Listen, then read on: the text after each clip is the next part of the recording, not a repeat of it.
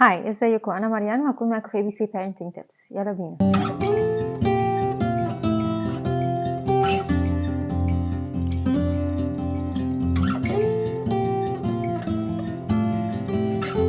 في اوقات كتير قوي الاطفال بيشبطوا في حاجات غريبه وتافهه وعبيطه كده، ويبتدوا يدبدبوا في الارض ويصرخوا ويزعقوا ويخبطوا راسهم في الحيطه، وتبتدي الناس تتلم وتبقى مشكله كبيره بسبب انه الطفل متخيل انه حياته متوقفه على الحاجه الحلوه اللي احنا مش عايزين نجيبها له. وتبتدي بقى يعني ندخل في فيز الإحراج والكسوف، ونبتدي نزعق للطفل ونقعد نقول له إيه الهبل ده وبطل عياط وما تعملش كده، ونبتدي ندخل في فيز بقى النرفزة وكده، بسبب إنه الطفل متخيل إنه حياته ومستقبله كلهم متوقفين على الحاجة الحلوة اللي إحنا مش هنجيبها له دي، اللي هي ممكن تكون مصاصة أو شوكولاتة أو حاجة تافهة.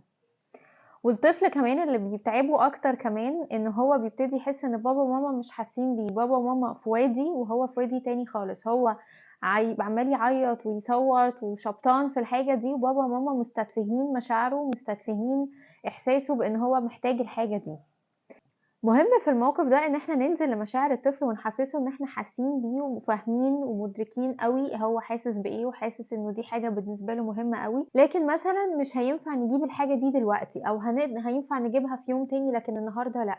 لكن احنا حاسين بيه وحاسين ان هو محتاجها قوي وان هو بيحبها قوي وان هي حاجة هو شايفها جميلة جدا، لكن مش هينفع نجيبها دلوقتي. لازم يوصل للطفل ان بابا وماما حاسين بمشاعره وحاسين باحتياجاته وحاسين بكل احاسيسه المتلخبطه المتوتره دي.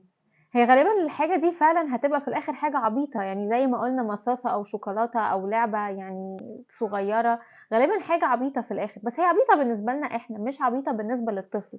هي حاجه كبيره بالنسبه له، حاجه بجد بيبقى شايفها انه متوقف عليها حياته كلها، بيبقى فعلا فاكر ان هي محتاجها، ولما هيجيبها خلاص هو كده هيملك الدنيا. فمهم ان احنا نوصل الطفل ان احنا حاسين بمشاعره. ما ينفعش في موقف زي ده اسيبه وامشي، ما ينفعش في موقف زي ده اقول له اخبط راسك في الحيطه براحتك، ما ينفعش اقول له ادخل اوضتك لحد ما تبطل عياط وبعد كده ابقى اطلع لي، علشان انا ما بستحملش العياط. حسس الطفل ان هو مرفوض في الوقت اللي هو زعلان فيه وتعبان فيه، بيحسسه ان هو مش مرغوب فيه. وكمان بيوصله ان هو لازم يكون طول الوقت مبسوط ومبتسم عشان بابا يحبني، فهيتعود مع الوقت مع الأسف ان هو يكتم مشاعره ويكتم احتياجاته. ودلوقتي المشاعر الصغيرة اللي هو بيكتمها لما يكبر هتبقى مشاعر كبيرة ومشاكل كبيرة، ولما هيكتمها هتحصل حاجات كتيرة زي ما قلنا في فيديو قبل كده، هتقلب بدبدبة وعياط وصريخ وهتبقى مشاكل تانية. علشان كده مهم ان احنا نحسس الطفل ان احنا حاسين بمشاعره وننزل لمستواه، مش هو اللي يطلع لمستوانا، هو صعب يطلع لنا، لكن احنا لازم ننزله ولازم نحسسه ان احنا حاسين بيه. ميرسي، بشوفكم الفيديو الجاي.